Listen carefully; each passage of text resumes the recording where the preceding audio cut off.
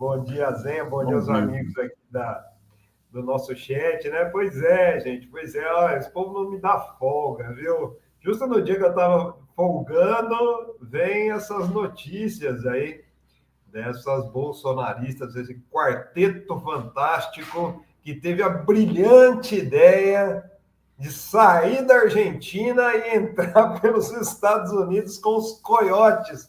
Pelo Texas ainda, Zenha. Como é que a gente faz com essa porra? E é o lugar mais difícil de entrar, inclusive, porque diferente. O governador do Texas é aquele que brigou com o Biden, você lembra? Aquele que brigou com o Biden e falou: não vou atender você, vou colocar todo. Então, ele colocou toda a tropa estadual também. Então, elas entraram pelo lugar mais difícil de entrar, que é o Texas. Tem aquelas muralhas gigantescas.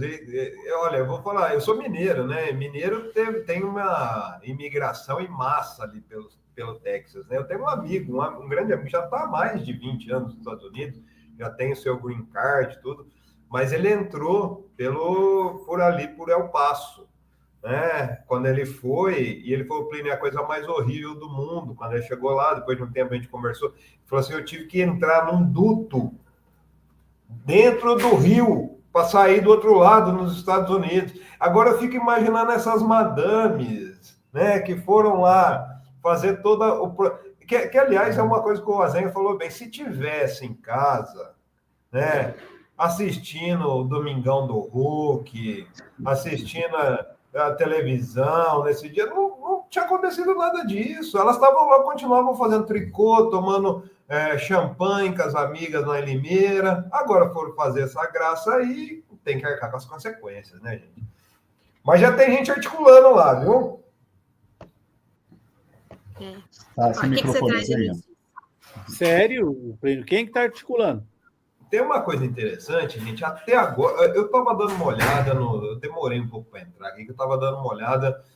Clã Bolsonaro não falou nada disso. Aliás, Eduardo Bolsonaro está quieto nas redes já faz algumas horas, que é um pouco... É meio difícil isso acontecer, né? Nos grupos de Telegram também, não tem muita informação sobre isso, dessas mulheres, mas quem já se pronunciou nas redes foi ele, né, que está atuando com o Eduardo Bolsonaro no lobby do clã junto ao governo Trump para sanções ao Brasil, que é o Paulo Figueiredo, neto do ditador João Batista Figueiredo, né? Eu acabei de subir uma matéria lá que eu conto isso lá na revista Fórum.com.br. Deixa eu colocar aqui para vocês verem. Posso colocar aqui, compartilhar a tela? Que é justamente, ele fez um tweet ontem comentando esse caso, né? Então tá lá, ó, o Paulo Figueiredo, deixa eu colocar aqui, Paulo Figueiredo compara golpistas presos nos Estados Unidos a Alan dos Santos, ao caso do Alan dos Santos, enquanto existe um lobby que tenta apoio de Trump para que elas sejam consideradas tenham asilo político em vez de ser presas como imigrantes ilegais. E é interessante que, olha, o tweet do Paulo Figueiredo, acho que está aqui, deixa eu ver se está aqui. Se não tiver, eu dou um... Acho que eu coloquei aqui, ó, está aqui.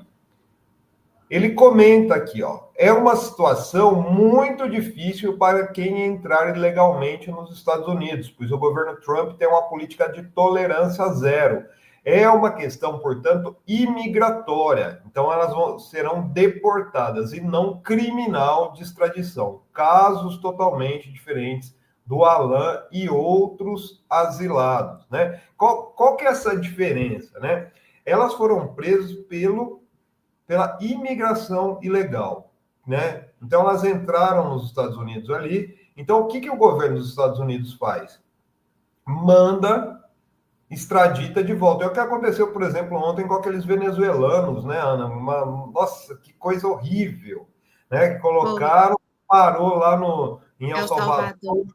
O Bukele já colocou eles naquelas prisões que parece um shopping, né, no shopping de tamanho, né? Lá em El Salvador, Então, o destino dessas 4, normal, segundo Paulo Figueiredo, elas seriam extraditadas de volta para o Brasil. Mas o que acontece? Daí, inclusive, teve esse seguidor dele que interagiu, que falou que elas poderiam entrar facilmente com pedido de asilo por perseguição política. Daí o Paulo Figueiredo ironizou, e nossa, ninguém nunca tinha pensado nisso. Ou seja, já está havendo esse movimento. Tem uma matéria interessante do Jamil Chad, no portal UOL hoje, de que as alas mais radicais do trumpismo já teriam levado esse debate para dentro da Casa Branca. Né? Porque a grande questão né, Ivan e Ana, que a principal bandeira do Trump, que é extra-fronteira, é essa bandeira da liberdade de expressão. Né? É o que eles dizem sobre liberdade de expressão. E esse lobby, que a gente vai contar quem que é daqui a pouquinho, que está levando isso para a Casa Branca, eles estão alegando justamente isso e estão pedindo ao governo Trump que trate as 4, né, o quarteto fantástico do Bolsonaro, da mesma forma com que tratou os invasores do Capitólio. O que o Trump fez? Ele deu perdão de pena, né, aos invasores do Capitólio, e depois ele está tratando eles como heróis aí nos Estados Unidos. Né? Então a ideia é fazer isso. Existe um lobby. Quem são esses lobistas da causa bolsonarista nos Estados Unidos? Isso a gente já falou aqui, que são justamente os parlamentares que estão agindo diretamente, atuando diretamente em conluio com o Eduardo Bolsonaro. Um deles é o Richard McCormick, da Geórgia, né? Tem também o senador Mike Lee, e tem aquela deputada, eu estava até procurando o nome dela, que eu não lembro, é Maria, o Azenha vai lembrar, Maria, que é filha de cubanos, que é da Flórida, né? Maria, enfim, daqui a pouquinho o pessoal vai lembrar aqui. Né? Então, esses parlamentares são da ala mais radical do trumpismo e querem fazer com que essa prisão por imigração ilegal, que é passiva de extradição, seja transformada e essas 4 sejam acolhidas num asilo político nos Estados Unidos, justamente para levantar ainda mais essa bandeira de que existe uma perseguição contra a direita no Brasil. Então, isso já está em pauta lá na Casa Branca, viu, gente? É Maria Salazar, a deputada. Maria Salazar, justamente. Eu acho, eu ia chamar você de Trump, Plínio. Eu acho, Plínio, que existe uma chance disso dar certo. A gente tem assistido nos últimos dias uma escalada do Trump de enfrentamento aos BRICS, né? O Trump está punindo os países dos BRICS, cada um da sua forma. Ao mesmo tempo em que ele atrai a Rússia para o seu lado, ele está. Então, por exemplo, os Estados Unidos consideram persona non grata o embaixador da África do Sul em Washington, que vai ter que ir embora. Né? Isso depois dos Estados Unidos já terem cortado qualquer relação econômica de governo a governo com a África do Sul. Em tese, seria porque a África do Sul estaria fazendo uma reforma agrária e prejudicando fazendeiros brancos, mas, na verdade, é para punir a África do Sul pela ação dela contra Israel. E o Irã está sob ameaça. O Irã, que é outro integrante dos BRICS, está sob ameaça, que a gente vai falar mais tarde, ameaça direta de uma postagem do Trump, de que se os Houthis lá do Iêmen seguirem atacando Israel, é possível que os Estados Unidos façam um ataque contra o Irã. E certamente o Brasil está nessa lista. É uma lista, você vê, já conseguiram expulsar a China aqui do Panamá. Conseguiram tirar os negócios que a China estava desenvolvendo com o Panamá. Então, é uma ofensiva e eu não descarto essa ideia que eles acabem abraçando essa ideia de deixar as 4 brasileiras lá como uma espécie de símbolo, entende? Símbolo de, olha, estamos aqui, símbolo da defesa do governo americano em relação a 4 vai ser uma briga inteira do governo americano, porque tem o pessoal que não quer, porque é imigração ilegal, etc. e tal. Mas é possível, viu, que isso aconteça. E acho que isso fica mais factível, viu, Azenha, e o pessoal que está acompanhando a gente aqui, diante desse silêncio do Eduardo Bolsonaro até o momento. Esse silêncio diz muito, né? Esse silêncio diz muito. O que o Eduardo está fazendo? Muito provavelmente está acionando, antes dele dizer qualquer coisa, ele pede a bênção ao governo Trump. Então, muito provavelmente, ele está vendo como é que tá funcionando isso lá dentro para impor a narrativa aqui. Se o Trump falar assim, não tem jeito, porque imigração ilegal vai ser uma coisa muito ruim de eu admitir, né? Daí eles vão construir uma narrativa em cima disso. Agora, se o Trump dá o aval, gente, isso é uma baita bandeira. 4 mulheres de classe média, né, que tem todo esse estereótipo, né, de se colocar como coitadinha, é exatamente igual o Bolsonaro fez no domingo, pegando a mulher do Clezão, que sofreu a parada cardíaca na prisão, que é outro também, que se estivesse em casa com a mulher, com as filhas, né, no 8 de janeiro, estava de boinha e tinha morrido em casa, né? Tinha tido um infarto dele em casa. Não, quis ir lá fazer graça, entrar nos ônibus que estavam oferecendo coxinha com catupiry, e foi lá, não, vamos dar o golpe, vamos pedir intervenção. Então, assim, isso está sendo muito usado, né? E é interessante, né? Não sei se vocês viram as fotos, ontem, com certeza vocês viram, ontem só vocês falaram bastante disso, eu não estava aqui, daquela bandeira que teve lá em cima do carro do trio elétrico do Malafaia, que era justamente aquela cena do Trump, né? Fight, fight, fight, quando ele tomou o tiro na orelha.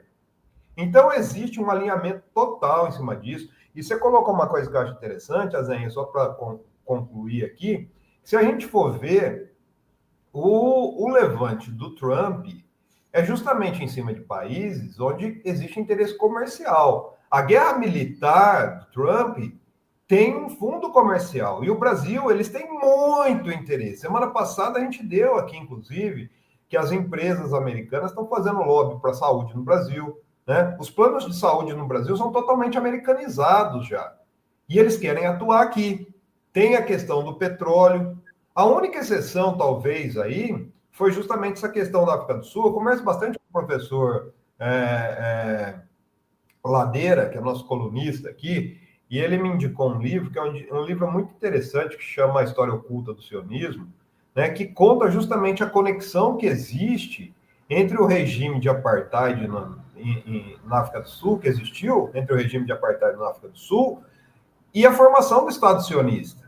Né? Então, assim, a África do Sul entrou com uma ação contra Israel, não foi por acaso, porque o apartheid é coisa dos sionistas, né? E hoje está sofrendo as sanções aí, e o Trump está encabeçando isso, fazendo o que fez aí, né? Dando essa moção. O que houve mesmo? Foi uma moção de repúdio no governo da África do Sul, expulsou o embaixador, né?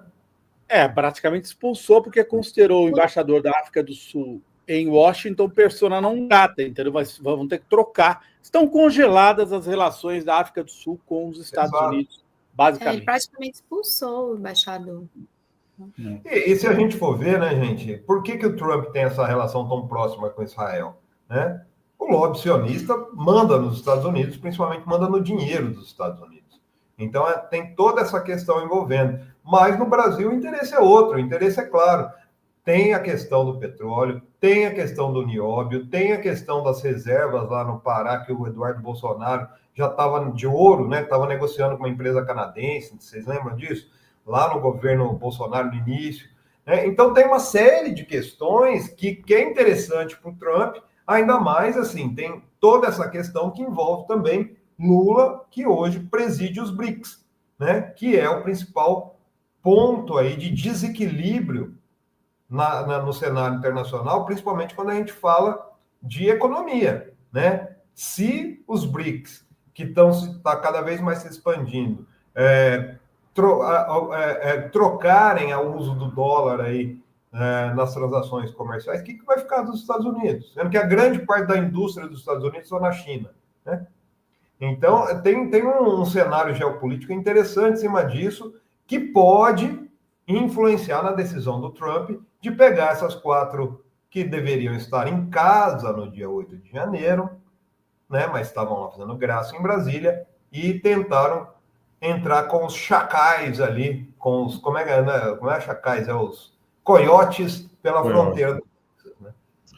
Pois é, e Plínio, eu também acredito que vai haver uma mobilização forte aí dos bolsonaristas que estão nos Estados Unidos em torno dessas mulheres, porque caso eles consigam, o governo Trump dê aval para a permanência delas lá, né, ou dê algum tipo de asilo político, é uma pavimentação de caminho, né, para a própria fuga do Bolsonaro, né, porque a gente vem repetindo aqui o tempo todo que os Estados Unidos é a primeira opção de fuga para o Bolsonaro, né, e se criasse, né, esse histórico, né, Trump deu asilo político para as perseguidas políticas no Brasil, que é essa narrativa que eles tentam emplacar, né, forma-se, então, um cenário perfeito para que Bolsonaro, né, siga o mesmo caminho. Claro que ele não vai entrar nos Estados Unidos com um coiote, né, mas ao menos a base narrativa está pronta, né, para que ele tente algo parecido e para que as articulações em torno dessa pressão do governo dos Estados Unidos, do trumpismo para cima do judiciário brasileiro, só se fortaleça, né? É isso que o Eduardo Bolsonaro está fazendo nos Estados Unidos, né? Como você bem disse, o interesse dos Estados Unidos no Brasil é outro, mas como que eles poderiam, né, abocanhar aquilo que eles querem aqui, né? Devolvendo o governo para a extrema-direita, basicamente, né? E para chegar... Colocando um entreguista no poder, né, Ivan? Colocando um entreguista no poder, que é o caso do Bolsonaro, e junto com o Paulo Guedes e sua turma aí, né?